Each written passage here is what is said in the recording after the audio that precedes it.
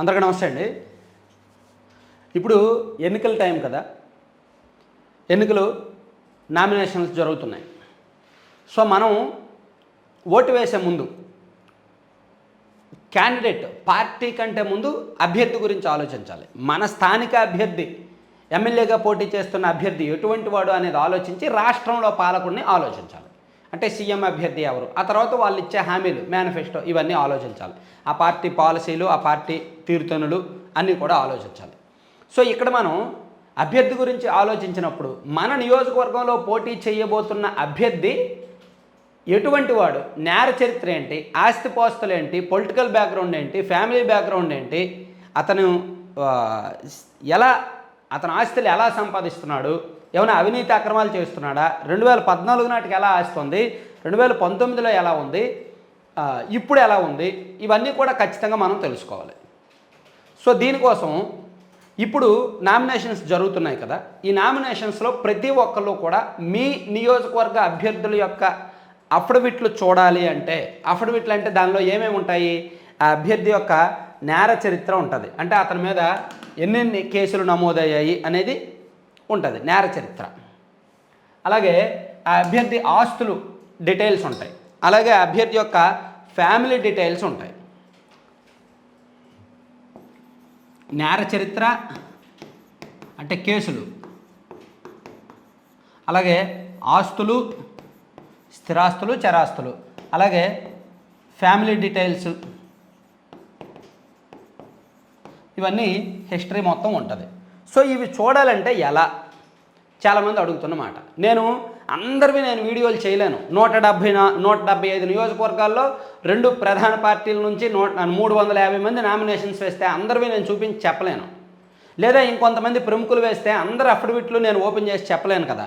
So అందుకే మీరే ఎవరికి వాళ్ళే తెలుసుకోవాలి, ఎవరికి వాళ్ళే నామినేషన్స్ అఫిడవిట్లు చెక్ చేయాలి. దానికోసం మీకు వెబ్సైట్ ఉంది, ఇదిగోండి, affidavit.eci.gov.in అనే ఒక వెబ్సైట్ ఓపెన్ చేయండి. affidavit.eci.gov.in, ఇదిగోండి మీకు ఇక్కడ జూమ్ చేస్తున్నా. లేదా గూగుల్లోకి వెళ్ళి సింపుల్గా ఈసీఐ అఫిడవిట్ డేటా అని కొట్టండి. లేదు డైరెక్ట్గా అడ్రస్ కొడతానంటే affidavit.eci.gov.in, కింద డిస్క్రిప్షన్లో కూడా ఈ లింక్ ఇస్తాను, వీలైతే అది చూడండి. ఓకేనా. దీనిలోకి వెళ్ళిన తర్వాత మీరు జనరల్ ఎలక్షన్ 2024 మన పాత ఎలక్షన్స్కి కావాలన్నా సరే ఉంటాయి, 2019 ఎలక్షన్స్కి కావాలన్నా సరే ఉంటాయి. ఓకేనా. 2014 జనరల్ ఎలక్షన్స్, పీసీ అంటే పార్లమెంట్ కాన్స్టిట్యుయెన్సీ, ఏసీ అంటే అసెంబ్లీ కాన్స్టిట్యుయెన్సీ జనరల్ అని కొట్టండి. ఇక్కడ సెలెక్ట్ స్టేట్లో ఆంధ్రప్రదేశ్ అని కొట్టండి. ఆంధ్రప్రదేశ్లో ఏ కాన్స్టిట్యుయెన్సీ కావాలి మీకు, ఉదాహరణకు అద్దంకి, ఆల్ఫాబెటిక్ ఆర్డర్లో ఫస్ట్ ఆచెంట్ వచ్చింది, తర్వాత అద్దంకి వచ్చింది. అద్దంకి మనం చూసిన తర్వాత ఇక్కడ ఫిల్టర్, ఇప్పుడు అద్దంకి కాన్స్టిట్యుయెన్సీ నుంచి ఎన్ని నామినేషన్స్ వచ్చాయి, 2 నామినేషన్స్ వచ్చాయి, 2 అఫిడవిట్లు వేశారు. ఎవరా ఇద్దరు, గొట్టిపాటి రవికుమార్ గారు, 2 ఆయనే వేశారు, ఒకటి డమ్మీ ఇంకోటి. సో ఇదిగోండి ఇక్కడ మనం వ్యూ మోర్ కొడితే అఫిడవిట్ డౌన్లోడ్ చేసుకోవచ్చు. ఇదిగోండి డౌన్లోడ్ అఫిడవిట్ కొడితే డౌన్లోడ్ అవుతుంది. ఇదిగోండి ఆయన దాఖలు చేసిన అఫిడవిట్ వివరాలు ఇవి. ఇదిగోండి. సో ఇన్కమ్ ట్యాక్స్ ఎంత కడుతున్నాడు ఆయన, ఎంత కట్టాడు, ఏ సంవత్సరానికి ఎంత ట్యాక్స్ కట్టారు, 2022-23లో 29 లక్షలు, 21-22లో 4,72,000, 20-21లో 73 లక్షలు, 19-20లో 48 లక్షలు, 18-19లో 2018-19లోనేమో 1,03,52,000. అలాగే స్పౌస్, అలాగే ఇట్లా అతను కట్టిన ట్యాక్స్ యొక్క డీటెయిల్స్, అలాగే అతనుకున్న ఆస్తులు, అలాగే అతనుకున్న కేసులు ఇవి. Crime number 279/2023 Addanki police station, Bapatla జిల్లాలో ఆయన మీద ఒక కేసు ఉంది. Case is under investigation. 188, 143, 341, 290 sections కింద కట్టారు. ఆ కేసు డీటెయిల్స్ ఏంటి అనేది ఇక్కడ ఉన్నాయి చూసారా, అతని మీద నమోదైన కేసుల వివరాలు. అలాగే ఇంకో కేసు రెండో కేసు క్రైమ్ నెంబర్ 651 2023, అంటే వైసీపీ గవర్నమెంట్ వచ్చాక అతని మీద కేసులు కట్టారు. అలాగే మరొకటి క్రైమ్ నెంబర్ 814 2023 274, అలా ఆ కేసుల డీటెయిల్స్ అన్నీ వస్తాయి. ఆ తర్వాత అతని యొక్క ఆస్తుల డీటెయిల్స్ వస్తాయి. ఈ నామినేషన్ పత్రంలో ఇవన్నీ ఉంటాయన్నమాట డీటెయిల్డ్గా. అతని కుటుంబం పేరిట ఉన్న ఆస్తులు ఏంటి, అతని పేరిట ఉన్న ఆస్తులు ఏంటి, అతని చేతిలో క్యాష్ ఎంత ఉంది, ఇవన్నీ కూడా వస్తాయి.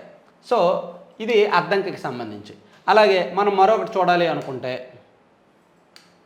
సో ఇక్కడ అద్దంకి ప్లేస్లో మరో కాన్స్టిట్యున్సీ ఏదో ఒకటి చూద్దాం. ఉదాహరణకు పులివెందుల, నిన్న చంద్రబాబు నాయుడు గారు కుప్పంలో నామినేషన్ వేశారు కదా చంద్రబాబు గారి తరపున. లేదా మంగళగిరి చూద్దాం, నారా లోకేష్ గారు మొన్న వేసినట్టున్నారు కదా. సో నారా లోకేష్ గారు మంగళగిరి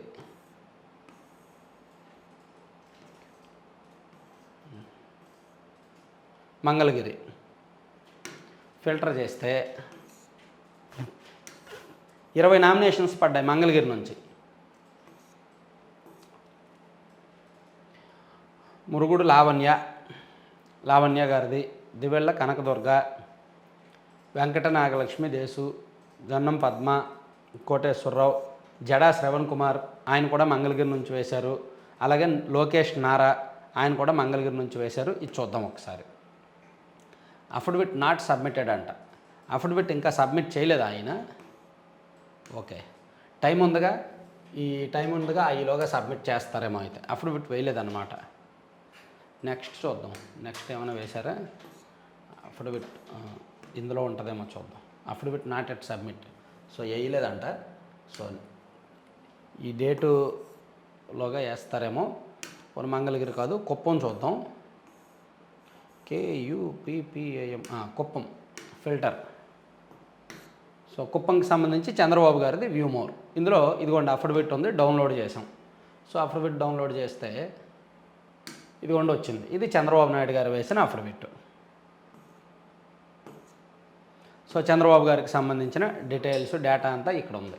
ఆయన ఇన్స్టాగ్రామ్ అకౌంటు, ఫేస్బుక్ అకౌంటు అవన్నీ. అలాగే ఆయన మీద ఉన్న కేసుల వివరాలు, ఆయన ఎంత ట్యాక్స్ కట్టారు. 2021-22లో 18 లక్షల ట్యాక్స్, 2020-21లో 25 లక్షల ట్యాక్స్, 2019-20లో 15 లక్షల ట్యాక్స్ కట్టారు, 2018-19లో 62 లక్షల ట్యాక్స్ కట్టారు, 2022-23 ఇట్లా భువనేశ్వర్ గారేమో 2022-23లో 11,34,000 చాలా కట్టారు ట్యాక్స్. సో ఇట్లా ఇవన్నీ. అలాగే వాళ్ళ మీద ఉన్న కేసులకు సంబంధించి కూడా వివరాలు ఉంటాయి కింద.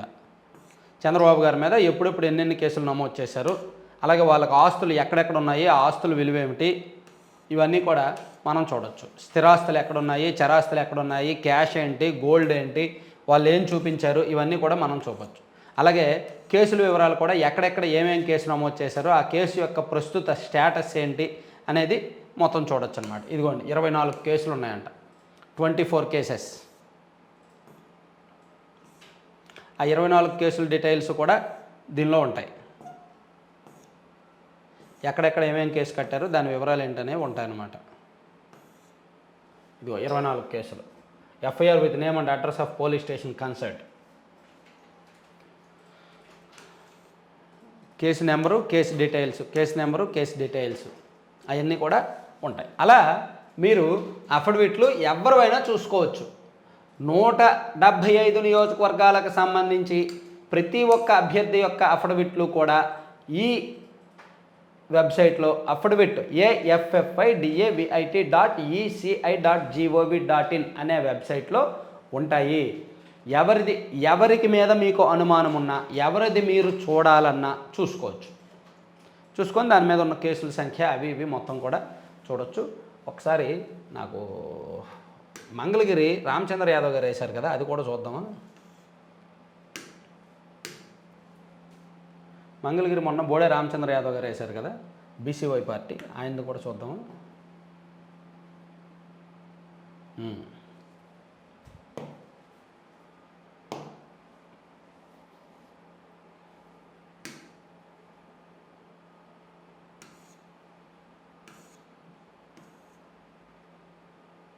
సో ఈయన ఎప్పుడెప్పుడు ఎంత ట్యాక్స్ కట్టారనేది 2023-24లో 89 లక్షలు, 22-23లో 75 లక్షలు, అట్లా కడుతూ వచ్చారు.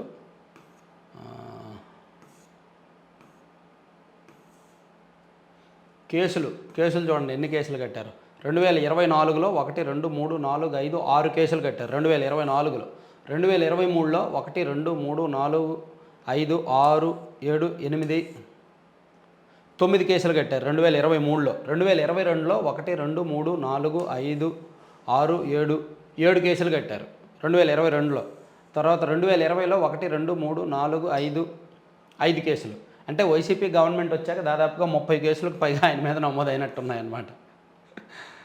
ఇంకా ఉన్నాయండి, ఇంకా చాలా కేసులు ఉన్నాయి కోర్టుల్లో ఉన్నాయి, అవి ఇవి చాలా కేసులు ఉన్నాయి. మొత్తం మీద 45 కేసులు ఎన్నో ఆయన చూపించారనమాట. ఆయన మీద ఉన్నట్టు అన్ని కేసులు ఉన్నాయి ఆయన మీద. వైసీపీ గవర్నమెంట్ వచ్చాక కట్టిన కేసులు ఎక్కువ ఉన్నాయి. అలాగే ఆస్తుల విషయానికి వస్తే ఇవన్నీ కేసుల డీటెయిల్సే, మొత్తం అన్ని కేసులే ఎక్కువ. సో చంద్రబాబు గారి మీద, లోకేష్ గారి మీద 20 కేసులకు పైగా ఎక్కువ కట్టారు టీడీపీ నాయకుల మీద అనుకుంటే, ఆయన మీద ఇంకా ఎక్కువ కేసులు కట్టారు.